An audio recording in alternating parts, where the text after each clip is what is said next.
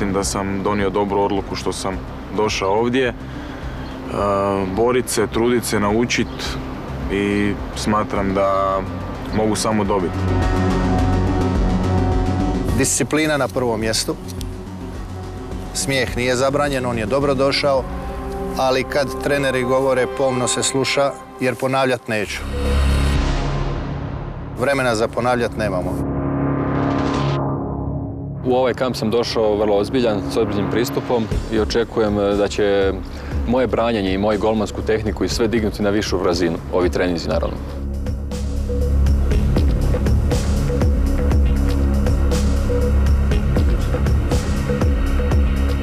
Nažalost, postoje brojni primjeri sportaša koji su zbog svog zdravstvenog stanja, zbog ozljede bili primorani prekinuti svoju karijeru. To je već okej. Budimo realni, u nogometu je najbitnija glava, jer noge su samo oruđe, kako bi rekao Andrea Pirlo. Što prije uđete u režim, to će vam biti lakše kasnije. Imaće manje mogućnosti ozljede. Znači, sami sebe čuvajte. Ako sam sebe čuvaš, i Bog će te čuvati. Ovdje neću da čujem prigovore, tu, ikakve. Kad si došao u slačionicu, presvučeš se, možete porazgovarati, našalit se. Ovo lupanje koje sam sad čuo, zadnje.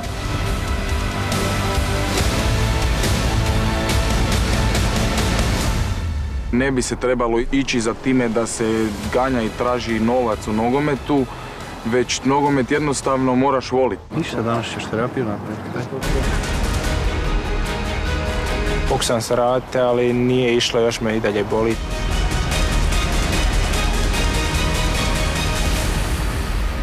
Samo je jedno u mom životu vredno, da pustim suzu soka jer tebe volim ja. Život bi dala baš kao da je znala, da nikad neće prestati sa mojih usana. Hrvatska! Dobar večer, dragi gledatelji, dobrodošli u utakmicu života. Većina igrača koja je ušla u kamp do sada je igrala u amaterskim klubovima. Kamp je test koji će pokazati je li nogomet zaista njihova karijera.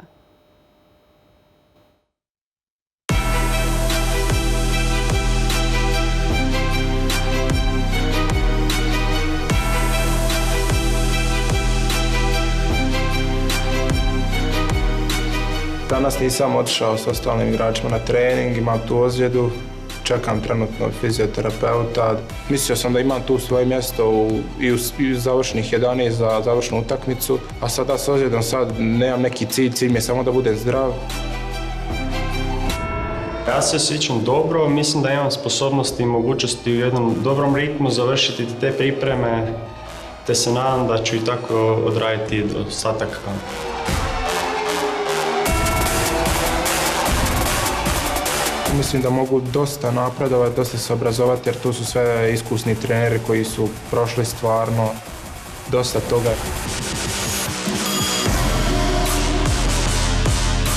Ako u životu zadobijem neku težu ozljedu, ne znam, stvarno s tim se bilo teško pomiriti, ali šta je tu je, nekako se nosio s tim.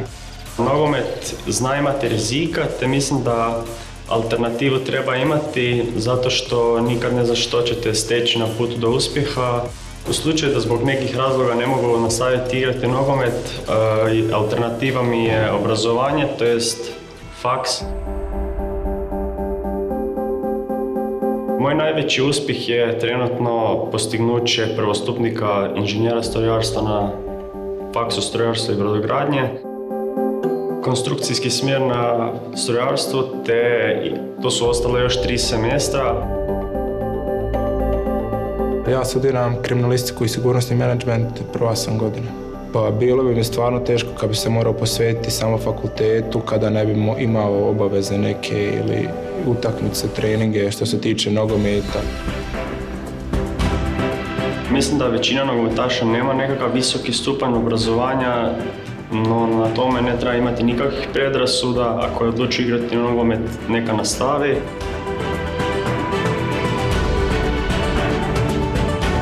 Ali samo oni znaju, profesionalni nogometaši, kroz šta su prošli i šta su sve napravili da bi to zaslužili. Ja sam išao i nogomet i obrazovanje, mislim, nije da ja ne vjerujem u sebe, ali i kad bi završio karijeru neku, bilo bi dobro da imam iza sebe završen studij neki.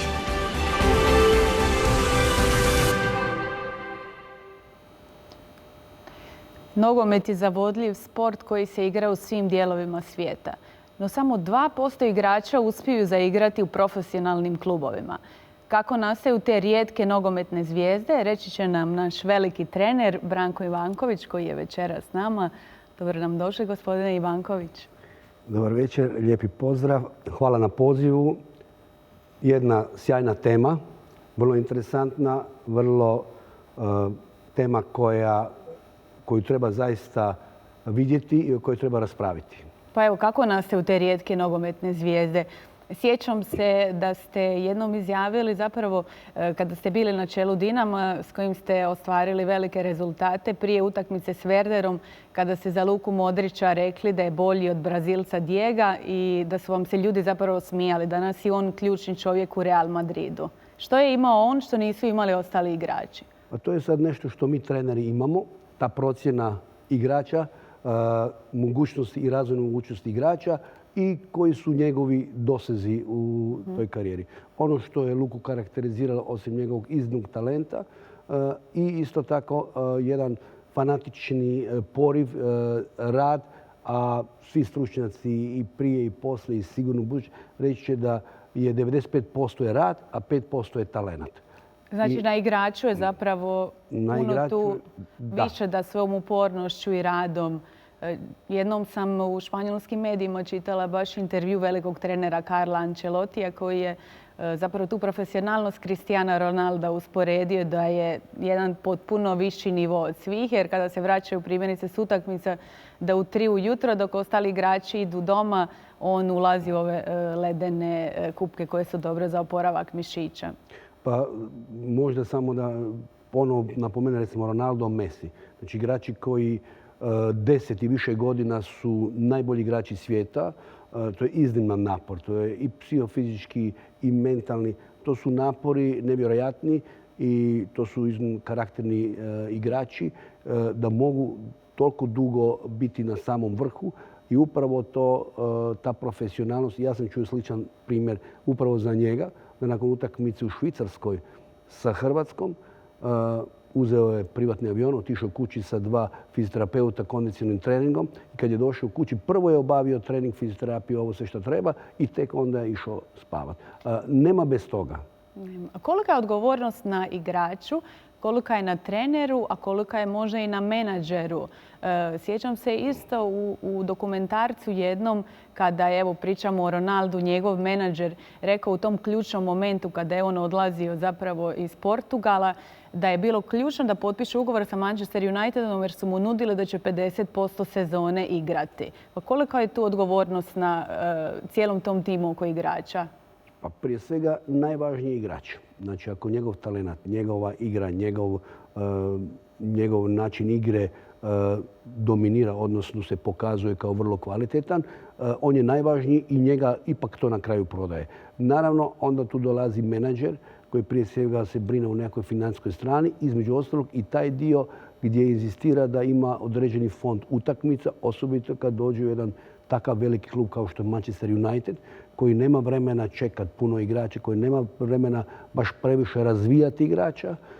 I naravno takva jedna klauzula u ugovoru izuzetno pozitivna za igrača i to mu garantira u Engleskoj gdje je odigrao 80 utakmica kroz sezonu. Znači on već će imati fond od 40 utakmica koje mu je dovoljno da u prvoj fazi dolaska adaptacije da ide dalje u svom razvojnom smislu. Dobro, tu pričamo o igračima dakle, koji imaju i talent i upornost. A jeste li se susretali u svojoj karijeri i s onima koji su bili veliki talent, a zapravo nisu imali tu upornost i nisu sami gurali naprijed?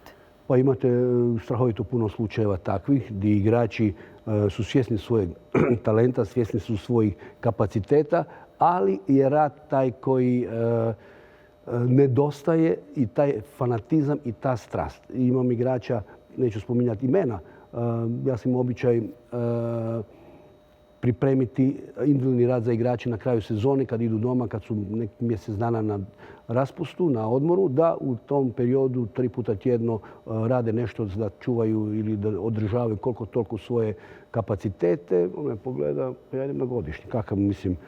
Kakav trening, o čemu mi pričamo, ne? I naravno da ti igrači i te karijere vrlo kratko traju. Oni mogu napraviti blic rezultat, ali nekakva duga karijera kao što je konkretno Ronaldo ili Messi naprosto je nemoguća. Ali je bilo isto igrača koji svojim talentom možda nisu bili ni blizu, recimo, nekih dometa, pa su napravili sjajne karijere zbog rada, upornosti, strasti, energije, sve što su unosili u nogomet. Evo, tome bi dodala još i obrazovanje. Naš glavni trener Mario Kožul stalno ističe koliko je obrazovanje bitno. On će uskoro doktorirati na Kineziološkom fakultetu, pa idemo do kampa vidjeti koje savjete ima za naše kandidate.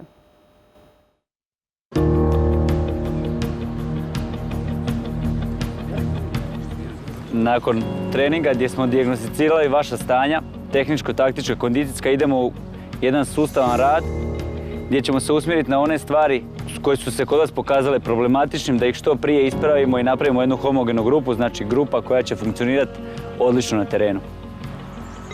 Šta je jako bitno u nogometu? Prevencija ozljeda. Kako igrač može trenirati svaki dan? Tako da predviđa trener zajedno s vama. Mi ne želimo raditi s vama rehabilitaciju, ne želimo nakon što se ozlijedite rješavati probleme, već želimo prije problema spriječiti mogućnost problema. Kod Mateja se dogodila ozljeda skočnog zgloba gdje je on u doskoku doživio distorziju i sad moramo raditi rehabilitaciju. U sportskoj medicini, što sam učio na fakultetu, najučestalija ozljeda u nogometu je ozljeda skočnog zgloba. Desna unutrašnja, lijeva predaja. Znanje koje sam stekao u radu sa vrhunskim nogometnim trenerima, kondicijskim i vrhunskim teoretičarima na fakultetu me dovelo do toga da imam šire vidike, da shvatim gdje se još moram više usavršavati. Mogu poboljšati igrača jedino načinom da sebe poboljšam. Borice, sad ide igra. Magistrirao sam na Kineziološkom fakultetu sa temom planiranje i programiranje u nogometu, gdje se i dan danas usavršavam na doktorskom studiju, gdje proučavam znanstvena istraživanja i sve parametre koji mogu poboljšati i nogometaše. Ćemo s njime krenuti na beku. To je to. Obrazovanje je bilo najvažnije i nakon završetka osnovne škole sam shvatio da idem putem edukacije i obrazovanja. Iz razloga što sam shvatio da neću biti vrhunski sportaš, što sam želio i sanjao uvijek da vodim jednu ekipu, da treniram igrače, da ih usmjeravam, da samim usavršanjem samog sebe dajem drugima više i da služim u stvari. To je ovaj poziv služenja i davanja sebe i svoje energije, znanja igrača. Dođi Rane! Dođi odmah osjeti taj dio druge lopte! Može meni! Bravo! Ili se brži protok lopte, ajmo brži protok lopte! Pa mislim da je važno za nogometaša da je obrazovan, jer to te nauči razmišljati ne samo u nogometu, nego općenito u životu i izgrađuje te ko osobu. Okret strane, već razmišljamo, bravo! Ti ćeš ići vamo unutra, a ti ćeš tamo uz liniju. Idemo. Opa! Šibaj! Dio druge lopte! Kako se zove ovaj? Smatram da nogometaši trebaju polagati puno vremena u svoj razvoj osobni kroz različite sadržaje, kroz razvoj nogometnim sposobnostima, kroz razvoj u oporavku, u dodacima prehrani i to objediniti u ono što ih čeka na terenu. Moraš predvidjeti prostor, znači gdje ćeš ti oduzeti loptu, gdje ćeš distribuirati. Znači nije cilj samo oduzeti loptu i šta? Uzeo sam loptu, šta uzet ću loptu i na kući. Najbolje je u fazi obrane, kad oduzmeš iz prvog dodira, distribuiraš. Prije nego što dobiješ loptu, moraš vidjeti gdje želiš odigrati, gdje je slobodan prostor, gdje ćeš odigrati. Znači sve što radim kroz nogometne sadržaje. Određene cirkulare, igre. Jedino ono što želim još nadodati tome je trening snage koji je vrlo bitan da se ti svi nogometni sadržaji multipliciraju i dovedu do vrhunca. Idemo to još usavršavati idemo to još kad prebacimo u taktičko djelovanje cijele momčadi. To je tako u igri, konkretnost.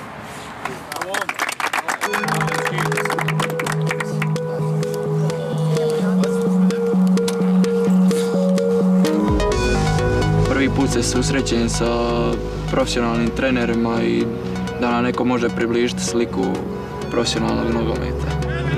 Jako sam iznenađen širinom njihovog znanja o nogometu. Nadam se da ću ja jednoga dana isto tako postati neki nogometni trener ili nešto.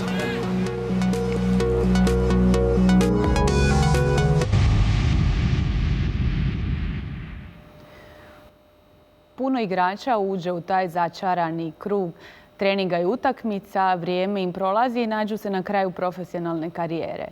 Kako procijeniti u kojem momentu se okrenuti nečem drugom i krenuti ulagati u svoju budućnost, reći će nam i bivši nogometaš Mario Jurić koji nam se pridružio u studiju sa gospodinom Ivankovićem.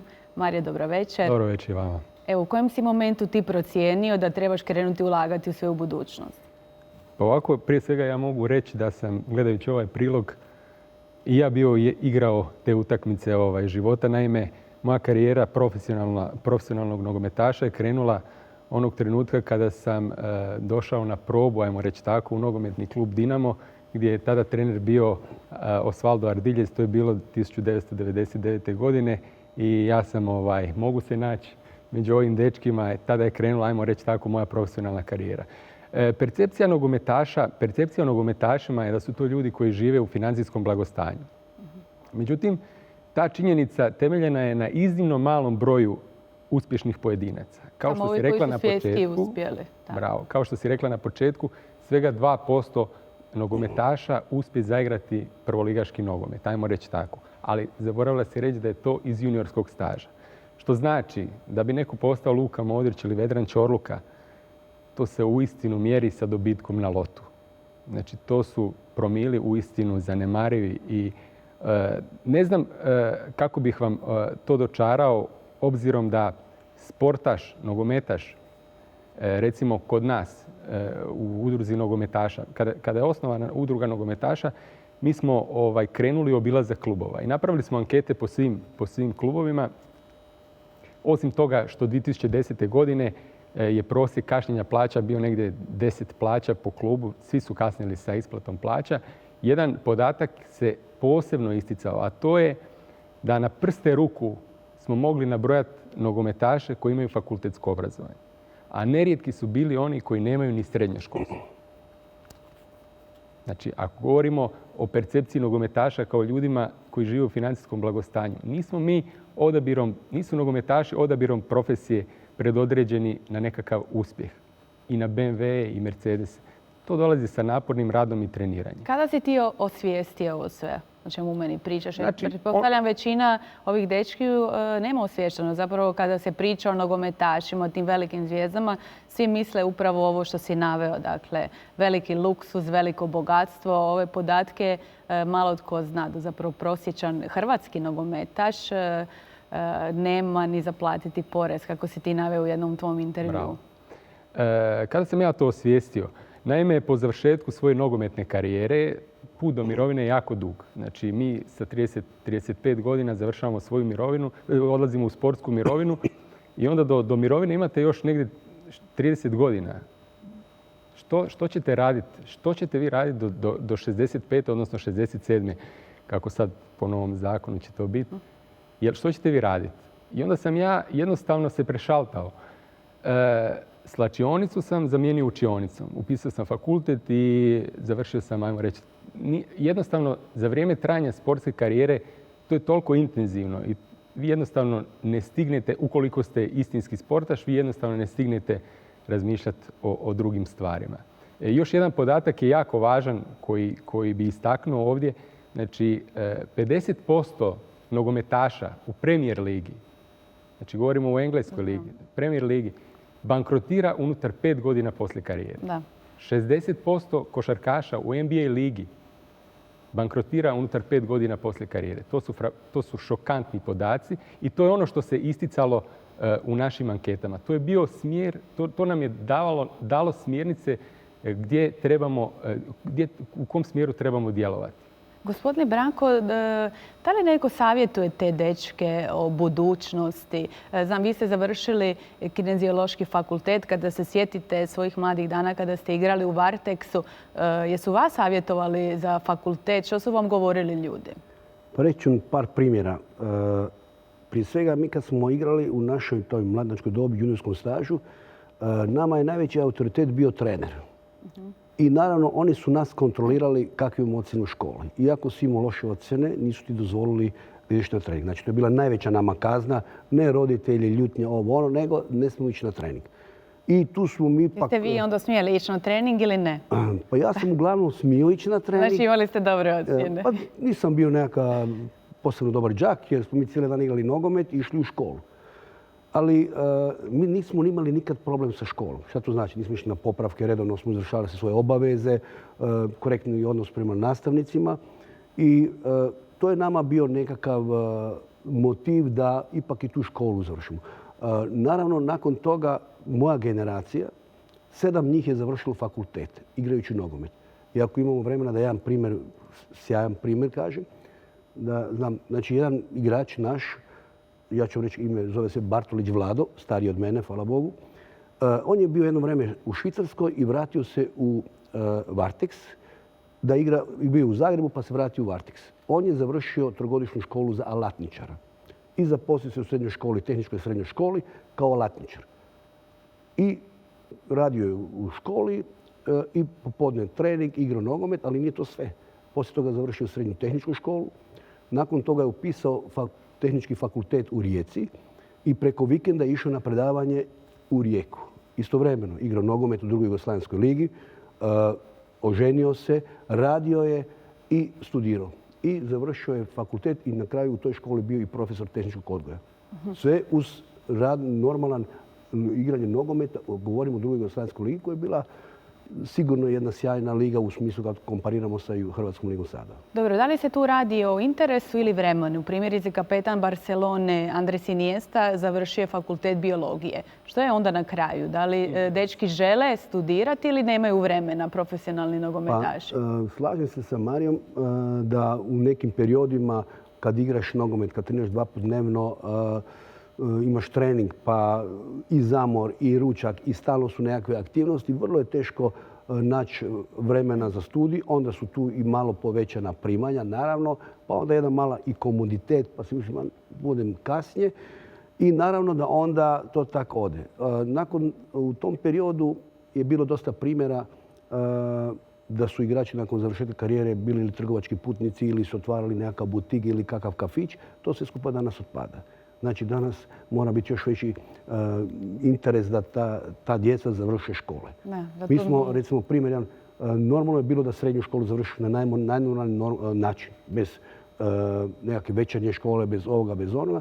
A danas ogromna većina te djece u prvom razredu srednje škole napušta redovnu školu, računajući da će se baviti nogometom i završava srednju školu kako koji ili na bilo koji način. Zato mi savjetujemo naše dečke u kampu da ne zapostave školovanje. Većina ih je završila srednju školu, neki su čak i upisali fakultet, a tu je jako bitna i podrška roditelja.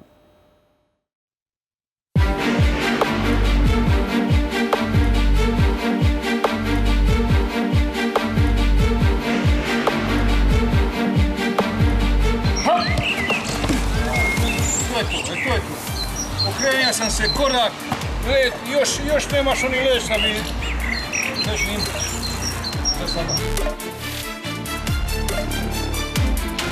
Održao sam drugi trening, golmanski. Jako sam zadovoljan, pošto sam prvi put s njima, pošto oni nikad s mnom nisu radili, pošto to ipak ratari iz nižih liga koji nisu dovoljno obučeni. Pa trening nije bio toliko naporan, to je više bilo sve uvod.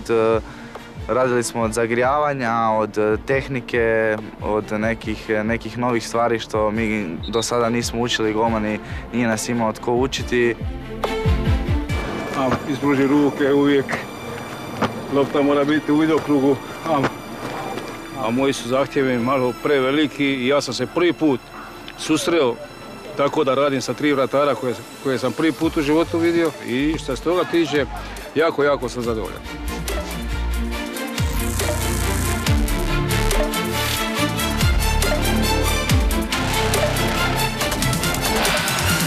Ivan je postao golman na način na koji se ja nisam uopće nadao da će to tako biti.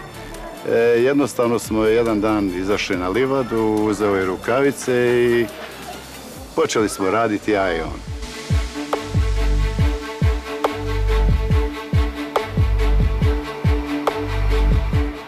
Danas se od golmana očekuje da oni budu, ajmo reći, neki stup obrane, te kada igrači pogreše na nekoj distanci od čak 20-30 metara, očekuje se da golman to pokrije i golman imaju veliku ulogu kako u svom 16-tercu, tako i izvan njega. Današnji treninzi koje ja imam sa vratarima i nekadašnji treninzi koje sam ja imao kao vratar, to je nebo razlika. Jer danas jedan Ronaldo, jedni ti pucači opale to, lopte idu po 180 km/h i vratar mora biti izuzetno spreman. Nogomet je lijep dok si mlad. Kasnije kako ćeš se snaći u životu, to ti od nogometa, hoćeš li ti moći živjeti ili ne, to je veliko pitanje. Ako si inteligentan su u igri, ali postoje neki drugi slučaje. Ja poznajem igrače koji nisu imali ni osnovnu školu, a u igri su bili strašno inteligentni. Jer i postoje također velika razlika. Inteligencija u igri, inteligencija kao osnovna edukacija. Želja mi je da uspije i na sportskom i u visokoškolskom obrazovanju. I tad bi bio baš sretan. U biti najviše bi volio da ne bude težih povreda, a sve drugo će vrijeme pokazati. Bez truda nema ništa. Sve u životu ti je tako. I škola, i faks, i sve bez napora, ništa. Prema tome, samo rad i isplati se rad. Kad tad? Ne daj Bože da se bilo kome od tom momku desi, da slomi je nogu, da bilo, onda šta? Onda dolazi tragedija u obitelji, gdje će završiti na ulici, gdje će biti. Zato je važno, ipak je to obrazovanje i edukacija sportaža je vrlo važna. Jer, da rečem, lova šta stigne preko noći, vrlo lako otiđe. Tako da, to je pouka za mnoge. Dragi gledatelji, evo nas natrag u studiju. Samo su i dalje Mario Jurić i Branko Ivanković. Kako komentirate ovo što smo upravo čuli u prilogu? Pa naravno, ja apsolutno i podržavam, inzistiram, preporučujem, savjetujem i pomažem kogod je moguće da uvijek nađu alternativno rješenje u odnosu na sportsku karijeru, svaki prema svom afinitetima i da je to jedino nekakav pravi smjer. Rekao sam, svi mi koji smo tu, evo i Mario i ja, uz sve te silne obaveze, smatrali smo i smatramo da je obrazovanje, naravno visokoškolsko ili obrazovanje, vrlo važno, vrlo bitno za ukupnu njegovu prezentaciju i na terenu. Vi ste, gospodin Ivanković, trenirali igrače raznih nacionalnosti, dakle Hrvate u Iranu, Kini. Kako možete usporediti po mentalitetu tu ambicioznost prema ulaganju u nešto drugo osim nogometa?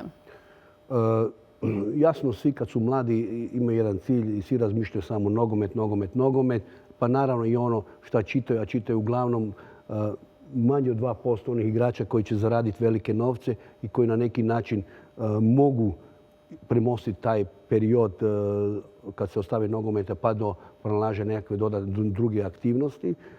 Vrlo su različiti, pogotovo i u Hrvatskoj, ali pogotovo sad gdje god sam radio, takva je fluktuacija igrača različitih zemalja, različitih religija, različitih interesa i jasno razine obrazovanja. I tu je važno pronaći jednu sredinu kako balansirati između tih igrača i naravno njihovih karaktera. Vi dođete u Kinu, gdje sam se susreo s jednim detaljom koji, srećom da sam uspio prvo shvatiti, gdje njihova kolektivna igra ne postoji. Ne postoji zato jer je ogromna konkurencija, njih je 1,5 milijardu, nogomet je naravno nešto što je apsolutno privlačno i financijski popularno sve skupa.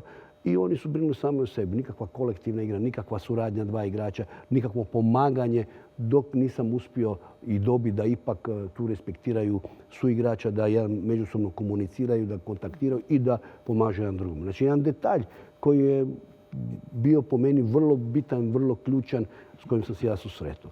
Ili recimo u Iranu, jedan problem koji su fenomenalni radnici, usudim se reći da su oni jedan praznik za trenere kad s njima radite, jer treniraju maksimalno svaki trening. Evo sad, pred zadnju utakmicu prije 7 dana, oni su trenirali kao da su početak priprema, kao da su počeli sa treningom. Ali postoji drugi problem. Ne mogu se nositi sa konkurencijom. Ne podnose konkurenciju da neko je još konkurentan na toj poziciji i tu onda dolazi do vrlo, pa usudim se reći, traumatičnih situacija, emocija od gore pa do spuštanja do totalnog pada. Znači tu upravo pričamo o ovome da neko treba raditi s igračima i na drugim stvarima koje nisu samo vezane za nogomet. Da, upravo tako. Imate u tradiciji nekih klubova zapadnoevropskih gdje je redovni nekakvi seanse sa psiholozima i to je nekakav normativ. Kod nas je malo drugačije. Kad neko veli idete psihologu, onda misli da idete psihijatru i da neko misli da ste ludi. Ne? To je čak veliki Buffon rekao da se borio u svojoj karijeri s depresijom i zapravo da je skrivao to da ga je bilo neugodno reći. To je stigma i tabu u profesionalnom nogometu. Međutim, vratio bi se na ovo školovanje. Rekao bih da recimo naša udruga nogometaša nije ostala samo na riječima, nego da smo mi preko naše krovne organizacije, obzirom da smo uvidjeli kroz ankete kako na prste ruku možemo nabrojati nogometaše koji imaju fakultetsko obrazovanje, mi smo omogućili znači, svim profesionalnim sportašima, znači ovdje ne govorimo sad samo o nogometašima, nego svim profesionalnim sportašima online studij u Danskoj. Obzirom na specifičnost zanimanja, znate i sami da nogometaši ne mogu pohađati nastavu kao što to mogu pohađati redovni studenti, ne mogu se odazivati obzirom na pripreme, treninge itd. itd. Znači mi smo omogućili jedan fleksibilniji model školovanja po Bolonji. Tako studira se po Bolonji, 180 ECTS bodova, to je trogodišnje školovanje do diplomski studij i imamo 30 polaznika. Godina studija na UCN-u košta 8.400 eura, no međutim, ukoliko studiraju preko naše udruge, onda godina studija stoji svega 100 eura. Isto tako važan je podatak da nogometaši poslije karijere oni imaju nogometno obrazovanje. Ja bih rekao isto tako da je to jedan fakultet. Međutim, kada dobiju ovo formalno obrazovanje, onda oni postaju moćni sportski radnici. Mi imamo već 5 ljudi koji završavaju, 5 studenata koji završavaju studij na UCN-u. Među njima je Ljubojević, Goran Ljubojević koji igra u Dinamu, Srebrenko Posavec koji igra sa mnom u Slaven Belupu, Dino Kresinger. Oni su studirali na engleskom jeziku. Ja sad kad razgovaram poslije tog studija s njima, ja vidim da oni zrače samopouzdanjem.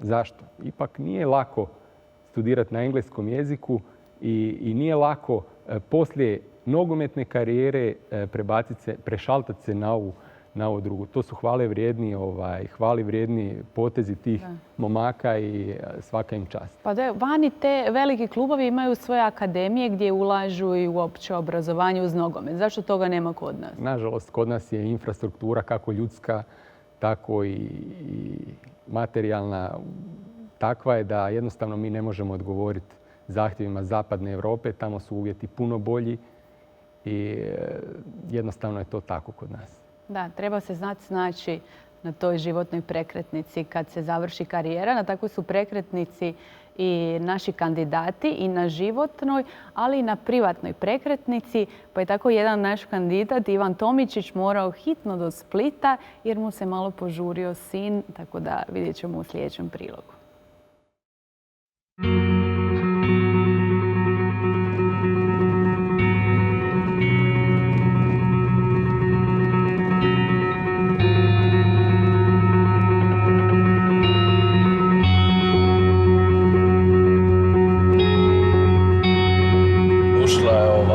Ušla je u rađaonu, tako da će valjda brzo roditi. I to ti je to. Zvala mi ima pola sata, a kada je boli, da ovo, ono, i tako. Sad će valjda će brzo sad to sve biti gotovo. A u rađaoni je, brate, rodit će sigurno, samo eto. Može predvečera, može za ure.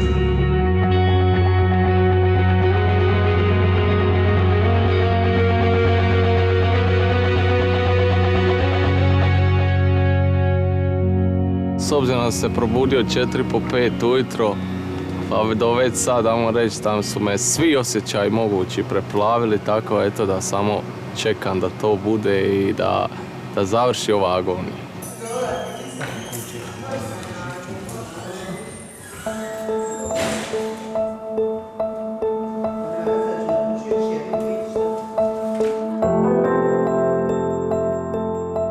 Četiri sata, 5 sati je u rađaoni, malo sporije ide jer je prvi porod, ali eto, nadam se da će, kako mi ona rekla, biti sve jako brzo.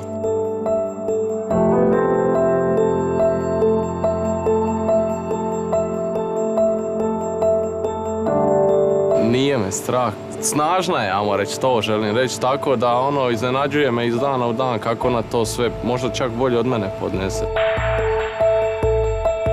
A evo ništa, tu sam u čekaoni.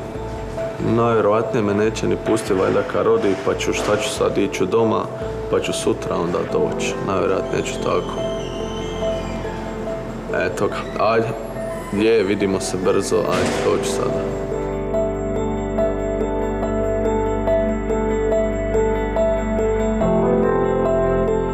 Pošto znam sebe, vjerojatno ću pustiti koju suzu, kad vidim bebu sigurno, kad saznam ne znam šta ću napraviti, a iza ću možda nazdraviti s prijateljima jednu čašicu i to je to.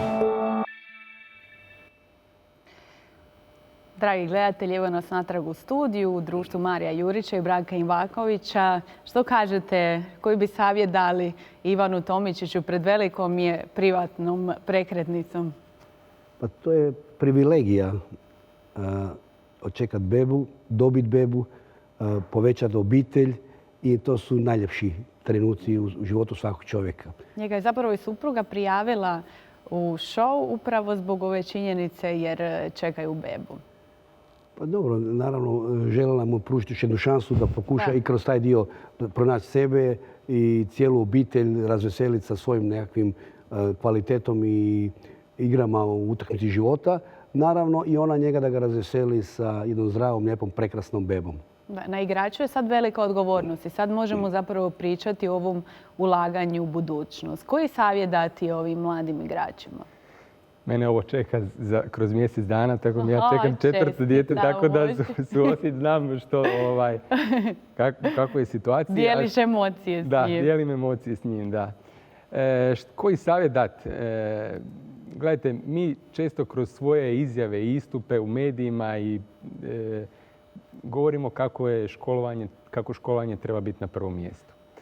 Onda, nažalost, se pojave roditelji koji izađu u medijima i sa izjavom kako su ispisali svoje dijete iz škole kako bi se moglo posvetiti nogometu. Nažalost, nogu je lako slomiti, ozljedu je lako zadobiti, pogotovo u profesionalnom nogometu, a znanje vam niko ne može izbiti. Tako da ono što mi savjetujemo roditeljima prije svega jest da ne ispisuju svoju djecu iz škole, da će time najveću dobrobit napraviti svojoj djeci, svojim klincima i da školovanje mora biti na prvom mjestu. Dobro, vi ste u tom nogometnom miljeu. Primijetite li razliku od prijatelja nogometaša koji nisu obrazovani i koji jesu obrazovani? Naravno. Rekao sam sad, spomenuo sam svoje prijatelje koji su upisali UCN. Ja sad kad razgovaram s njima, ja vidim točno koliko su se njihovi vidici proširili i koliko su oni sada kompletni u svim temama. Ja sam uvjeren kako oni će biti vrhunski sportski radnici. Je li tebe neko savjetovao u karijeri išta vezano za obrazovanje i što te čeka nakon toga? U kojem si momentu krenuo razmišljati o svojoj budućnosti? Pa gledajte, poslije nogometa, kad se spusti zastor nogometne karijere, vi jednostavno ste prepušteni sami sebi. To je jedna točka na i jedne lijepe priče, međutim, kad se probudiš ujutro, ti si bivši nogometaš. Takvo zanimanje ne postoji, nisi u mirovini i jednostavno moraš se okrenuti nekim drugim izazovima, a u ovom slučaju ja sam se odlučio na školovanje. Moji roditelji su visoko obrazovani, oni su odigrali isto tu ulogu. Sve moji brat i sestre su završili visoke škole, tako da ja bi bio crna ovca, ajmo reći tako, a nikad nisam htio biti u ničemu zadnji, tako da ja sam se odlučio na školovanje. Dakle, obitelj tu igra veliku ulogu. Gospodine Ivankoviću, jeste se vi možda susretali s nekim primjerima kada ste savjetovali igrači jedno, ali je postojao otpor obitelji? Pa ono što govorimo danas, objektivno najveći problem u razvoju mladog sportaša su roditelji. Nažalost, to se mora reći. Oni su ti koji rade strašan pritisak na tu svoju djecu. Oni su ti koji ih vode, naravno, kroz autoritet roditelja i najčešće su to vrlo traumatične situacije za sve roditelje. Da li je to tenis, da li je to nogomet, da li je to... Naravno, to su sve nekakve i određene slabosti roditelja, da ne upotrebljam neki drugi izraz. Ali da spomenem, kad ste spominali akademiju, prije 20 nešto godina u Hrvatskoj se postojala samo sportska gimnazija. I razmišljaju šta da napraviti, jer nogometaši objektivno nisu mogli zadovoljiti kriterije i bodovni prag sportske gimnazije da idu u tu školu, nego naprosto nisu oni bili svi imali 5-0 u osnovnim školama. Pa smo mi u Varteksu došli ne do ideje, nego naprosto razmišljali o tome šta napraviti. I ja sam išao kod gospodina Mirka Novosela, koji je u tom momentu bio doministar prosvjete i športa, i razgovarali na način da je nemoguće da nogometaši budu u sportskoj gimnaziji ili ne mogu zadovoljiti taj bodovni prag, da možda idu i u strukovnu školu, da gdje su bodovni pragovi niže, da se ti bodovi popune još sa nastupom u reprezentaciji i da sad ne elaboriram tu priču. Uglavnom dobili smo dozvolu i mi smo u jednoj gospodarskoj školi sa direktorom koji je bio bivši nogometaš i sportaš dogovorili jedno odeljenje ekonomista. I tu je išao Srebrenko Posavec, moj sin i ti svi nogometaši koji su imali jedan poseban program. Znači, jedna prelazna faza za akademiju. Šta to znači? Bilo je igrača sa strane koji su spavali u đačkom domu. Varaždin je vrlo kompaktan pa se lako dođe. Znači, oni su imali prvi trening u 7 ujutro. Nakon toga doručak, autobus je vozio na nastavu i popodne su imali drugi trening, specijalnost, nogomet, već ovisno o tome potrebama trenera. I oni su, ta generacija bila prvak Hrvatske, kadetski, juniorski, igrala finale u Vijaređu koji je najjači juniorski turnir u to dobi. Znači, jedna ideja koja, naravno, nije se ona razvila na način kako smo mi očekivali, jer smo se razišli na neki način, ali je ta generacija završila školu, oni su ekonomisti, redovno su išli na nastavu, izostajali su iz nastave zbog turnira nečega ovoga i tamo je nastava se odvijala kroz jedan instruktorno-informativni tip nastave. Znači, nije bilo ono ti odgovaraš ovo ono, nego naprosto da ta djeca završe školu, da imaju normalnu nastavu, normalno druženje sa svojim vršnjacima kroz redovno školovanje i naravno da ne zanemare, odnosno da i u sportskom segmentu daju maksimum. A kad pričamo, ok, ovo je obrazovanje, ali opet te dečke treba savjetovati i da ulažu u sebe u smislu neke opće kulture, životne škole. Pa savjetujete li nekad te igrače, ne znam, koje knjige da čitaju, da, ne znam, koje filmove da gledaju, da posjećuju kazalište ili takve stvari, ili su tu apsolutno prepušteni sami sebi? Sve ovisi od trena do trena. Ja kao trener znam da su mi išli i u kino i u kazalište, da malo na neki način proširite svoje interesne sfere, svoja zanimanja, jer nije samo nogomet, nije samo kompjuter, nije samo slušalice, nego to je kolektivni sport. I ono što kaže gospodin Mario, svako novo saznanje, znači svaka nova nekakva je jedan dodatak na samopouzdanje. Znači, da li je to 2 riječi stranog jezika, da li je to nekakav ispit. Ja ću reći svoj primjer. 4 puta sam bio u situaciji, neću više studirati dosta. Onda položim jedan ispit i odmah me to motivira, još položim 5 odmah. Hoću reći, znači svako novo znanje je novi dodatak samopouzdanju, jedna dodatna vrijednost svakom igraču, a onda i treneru se to vraća kroz njegov dio na terenu koji on daje. Gospodine Branko, koje su 3 najvažnije lekcije koje ste naučili u životu? Koje bi podijelili? Pa recimo, ja bih rekao da je vrlo važno jedan poštenje prema svima. Znači, ako si pošten prema svom poslu, ako si pošten prema svojoj obitelji i svemu tome, onda se to vraća višestruko. I naravno, u sve to rad, bez kojeg ne može se apsolutno ništa postići da li je to nakon nogometa ili za vrijeme nogometa ili za vrijeme. I to se svim igračima automatski vraća. Uvijek je bilo igrača različitih. Igrača koji su davali sve od sebe, igrači koji su nešto bili ležerni i tu se odmah radila jedna razlika. To su stvari i vrijednosti bez kojih teško uopće započeti bilo kakvu i diskusiju ili stil života, da kažem. Mario, evo zadnje pitanje da malo zaokupiramo naše dečke u kampu. Imaš li recimo neku knjigu koju bi im preporučio, koja je tebi promijenila nešto u životu ili bila neko buđenje možda? Bilo je tu puno knjiga koje su... Ja više volim filmove, tako da... Može i knjiga i film. Braveheart mi je onako baš to što bi im preporučio, ali... Dakle, Hrabro srce. Za Hrabro srce, a ono što se tiče knjiga, sad mi baš ne pada ni jedan na pamet. Tako da, evo, ja tebi predlažem da ti predložiš šta je po tvom izboru za njih najbolje. Najbolja knjiga. Pa bio bi tu dugačak popis, pošto se ja vidim s njima svaki dan, pripremit ću im nešto večeras i daću im nešto, sutra. Da čitaju autobiografiju od Ibrahimovića. Da, to je vrlo interesantno za pročitati. Vrlo motivirajuće. Da vide njegova razmišljanja, s kakvim stvarima se on borio i kako je on došao do te svoje sposobnosti. Ne samo na treningu. Piše da je on skidao nekakve detalje sa YouTube-a i da je to on doma vježbao. Te finta ovakva, te ovo, te ono. Naravno, možemo govoriti o stilu, načinu, ali čini se da je on izrastao jednog fantastičnog među 5 najboljih svjetskih nogometaša u ovom periodu kad je igrao. Dakle, konstantno ulaganje u sebe. Stalno ulaganje. Hvala vam puno. Hvala vam što ste večeras bili gosti. Evo, puno sreće. Tebi pogotovo, Mario, koji ti je beba na putu. Hvala. Četvrta. Bome, ti si stvarno napravio dobar uspjeh u životu. Hvala vam. Mi se, dragi gledatelji, vidimo sutra. Ugodnu večer.